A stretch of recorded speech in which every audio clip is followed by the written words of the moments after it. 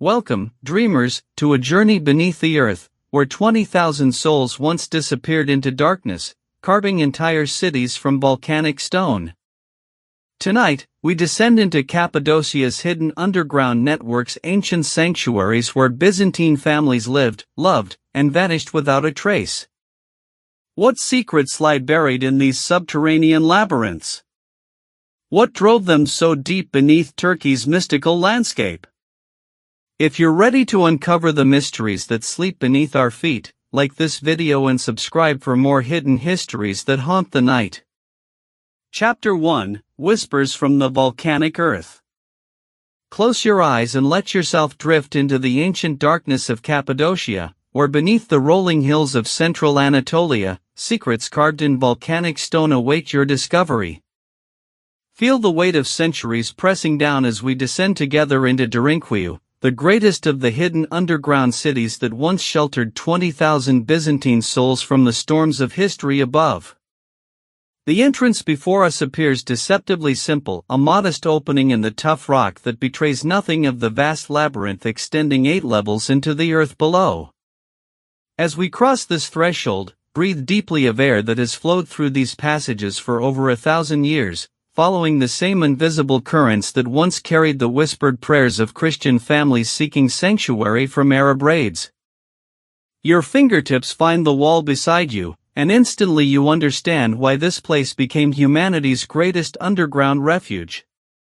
The volcanic tuff yields slightly under your touch, soft enough to carve with simple iron tools, yet strong enough to support the weight of mountains.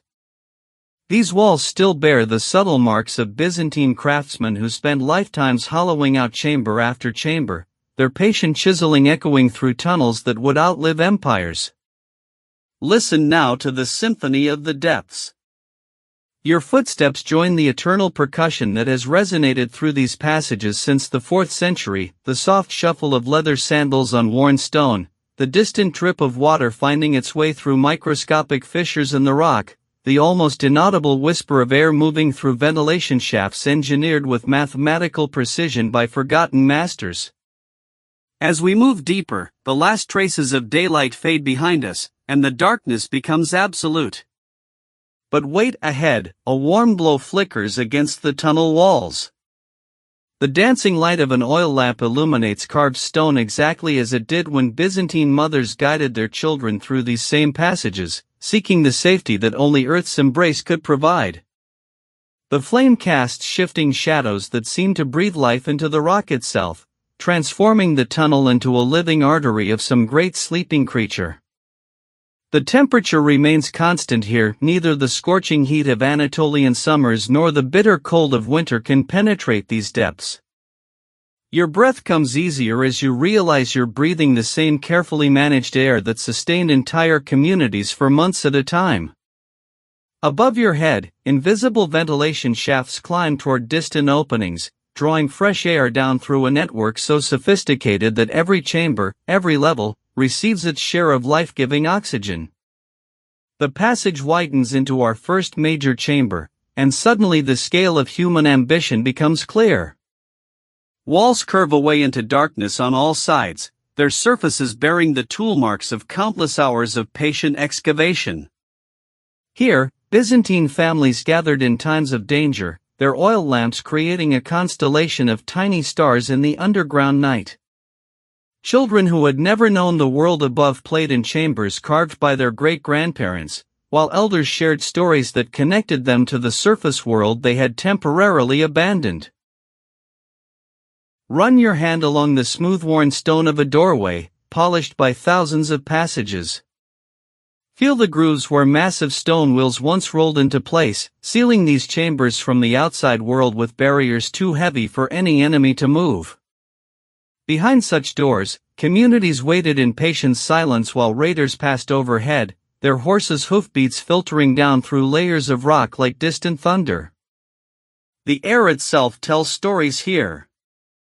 Breathe deeply, and you'll catch the faint mineral scent of volcanic tuff, the ghost of wood smoke from long-cold cooking fires, and something else, something indefinably human that speaks of lives lived, prayers whispered, and hopes sustained in depths where sunlight never reached. As we pause in this entrance chamber, Feeling the weight of Earth above and the mystery of unexplored depths below, we begin to understand that Derinkuyu was more than an underground city.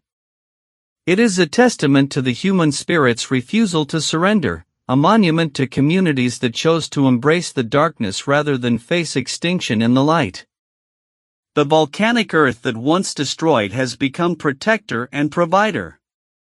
In the silence between heartbeats, you can almost hear the whispers of those who came before, Byzantine voices calling softly through stone passages, inviting us deeper into their remarkable world beneath the world. The journey into darkness has only just begun. Chapter 2: The Engineering Marvel of Survival. Descend now into the heart of engineering genius, where Byzantine minds transformed survival into an art form carved in stone. The deeper we venture into Derinkuyu's labyrinthine passages, the more astounding the sophistication becomes.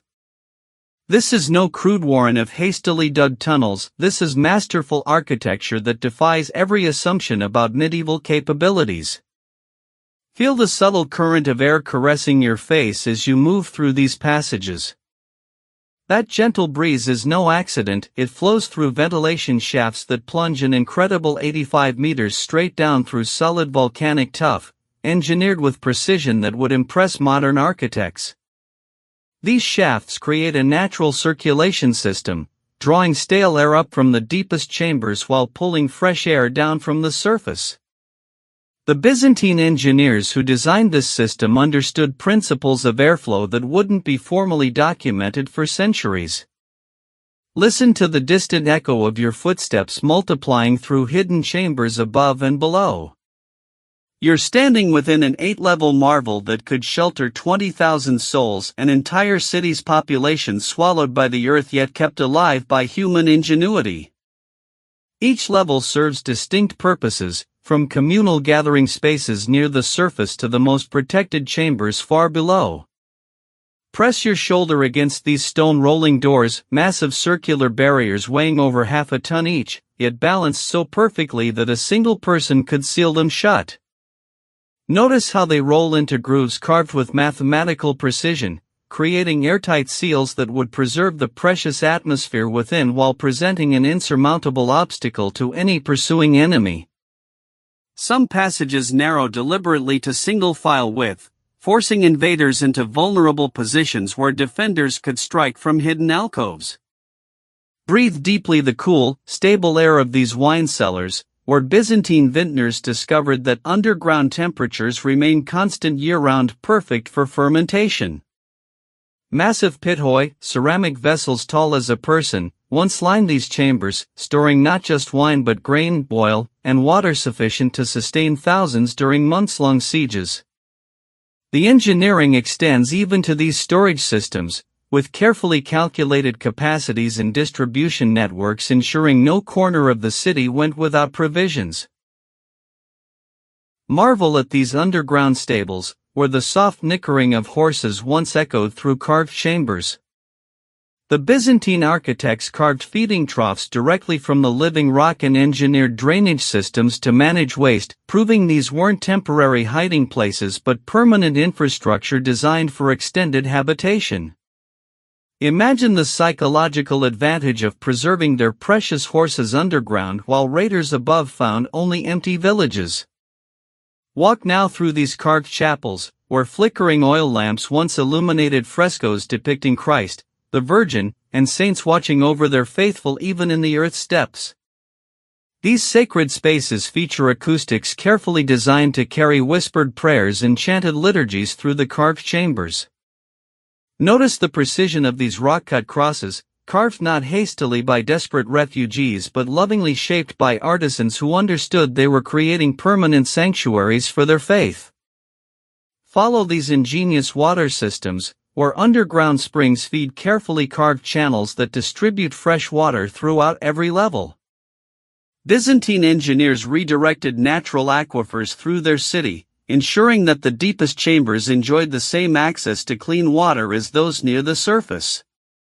These channels also served defensive purposes. Potential poisoning of water supplies was prevented by keeping sources entirely underground and inaccessible to surface attackers. Stand in these communication chambers, where whispered messages could travel through acoustic channels between levels, allowing coordinated response to threats above. The same ventilation shafts that provided fresh air also carried voices, creating an underground telegraph system centuries before such technology was imagined. Touch these walls and feel the tool marks of countless hands working across generations. This wasn't built in desperate haste during a single crisis. These cities represent centuries of patient excavation, with each generation adding new chambers, improving ventilation, expanding storage capacity. The volcanic tuff yielded readily to iron tools, yet remained structurally sound enough to support massive loads without collapse. Consider the extraordinary coordination required for such construction. Air shafts had to align perfectly across all 8 levels. Water channels required precise gradients to maintain flow. Waste management systems needed careful planning to prevent contamination. Every chamber was positioned to optimize both functionality and defense. This is engineering born of necessity but perfected through generations of refinement. In Derinkuyu and its sister city Cappadocia, Byzantine communities created more than survival, they created sustainable underground civilization. As Arab raids swept the surface world above, life continued in these stone arteries, protected by human ingenuity that transformed the earth itself into guardian and provider. The silence here holds something sacred. Deep beneath the volcanic tuff of Cappadocia, Byzantine Christians carved more than chambers for survival, they created sanctuaries for the soul. In the soft flicker of oil lamps, these underground spaces became vessels for faith itself, preserved in stone for over a millennium. Follow these narrow passages to discover the spiritual heart of underground Cappadocia. Here, a small chapel emerges from the darkness, its walls adorned with frescoes depicting Christ Pantocrator, his eyes gazing eternally through the shadows. The pigments, mixed with local earth and applied to the carved tuff, have survived centuries of abandonment. Red ochre, yellow clay, charcoal black, colors drawn from the very ground that sheltered these communities. Touch these carved crosses, etched deep into the rock by faithful hands. Each symbol represents not just belief, but defiant hope maintained in absolute darkness. When Arab raiders thundered across the surface world above, Byzantine Christians gathered in these hidden chapels, their whispered prayers echoing through stone chambers designed to amplify the human voice in worship. The acoustics are remarkable. Stand where the altar once held sacred vessels and speak softly. Your words travel through carved channels, reaching every corner of the chapel. This wasn't accident but intentional design. Byzantine architects understood that faith requires community, that even underground, the faithful needed to hear each other's voices lifted in prayer. See how they carved small niches into the walls, perfectly sized for icons and sacred texts written on parchment. Imagine these spaces glowing with candlelight during underground liturgies, the smoke rising through carefully engineered ventilation shafts that carried both physical breath and spiritual aspirations toward the surface world. In some chapels, you can still trace the faded outlines of biblical scenes. Here, the Nativity. There, the Crucifixion. The artists worked by lamplight, creating beauty in darkness, their brushstrokes preserving stories that sustained communities through months of underground exile. These weren't crude emergency decorations, they're sophisticated artistic expressions that rival anything found in surface Byzantine churches. Notice how each chapel connects to larger gathering chambers through passages just wide enough for single-file procession. The faithful would move through these stone corridors in ritual procession, carrying oil lamps that cast dancing shadows on the walls. Their footsteps created rhythms that became part of the worship itself, stone drums marking sacred time in a world without sun or seasons. As centuries passed and the Arab threat diminished, these underground cities slowly emptied. families returned to the surface, abandoning their stone sanctuary for the familiar rhythms of above-ground life. But they left behind more than empty chambers. They left a treasury of personal artifacts that archaeologists continue to discover today. Small clay lamps, their wicks long extinguished, still rest in wall niches where they once illuminated private prayer. Bronze crosses, worn smooth by countless fingers, lie scattered in the dust of former dwelling spaces. Children's toys carved from wood reveal that entire families lived here for extended periods, creating normal life in extraordinary circumstances. Most poignant are the personal devotional items, small carved figurines of saints, prayer beads made from local stone, fragments of illuminated manuscripts tucked into hidden crevices. These intimate objects speak of individual faith maintained in collective darkness, private devotion sustained within community survival. In the deepest levels, archaeologists have found evidence of monastic cells, individual chambers where religious hermits chose to remain underground even after the danger passed. These voluntary exiles found in the stone silence something that surface monasteries couldn't provide: absolute separation from worldly distractions, pure contemplation in engineered solitude. The gradual abandonment wasn't sudden evacuation but slow migration. Families would maintain their underground chambers for generations after returning to surface life, using them for storage, special ceremonies, refuge during minor threats. The cities became seasonal sanctuaries, places of pilgrimage for Christian communities throughout Cappadocia. By the 14th century, the last permanent inhabitants had departed, sealing entrances behind them and allowing centuries of dust to accumulate over their sacred spaces. Local farmers occasionally stumbled upon chambers while digging storage cellars, but the full extent of these underground networks remained hidden until the 20th century revealed their true scope. Today, entering these silent chapels feels like archaeological prayer. We're witnessing faith preserved in stone, devotion that outlasted the communities that created it. The frescoes still watch, the carved crosses still mark sacred space, the acoustic chambers still await voices that will never return. In this eternal darkness, Byzantine Christians created something beyond survival architecture. They built cathedrals of stone silence where faith could flourish even when the surface world burned above.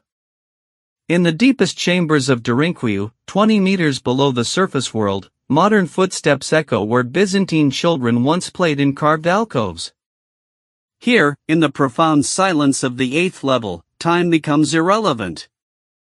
The volcanic tuff walls that sheltered families 13 centuries ago offer the same protective embrace to today's visitors seeking respite from surface noise.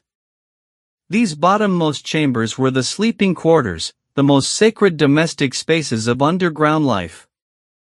Byzantine families arranged their bedrolls on stone platforms carved directly from living rock. Parents and children gathered in circular dwelling spaces no larger than modern bedrooms. Yet these intimate chambers housed entire lineages through generations of uncertainty. The silence here is unlike any earthbound quiet. No wind penetrates this depth. No distant traffic hums. No electronic devices disturb the ancient peace.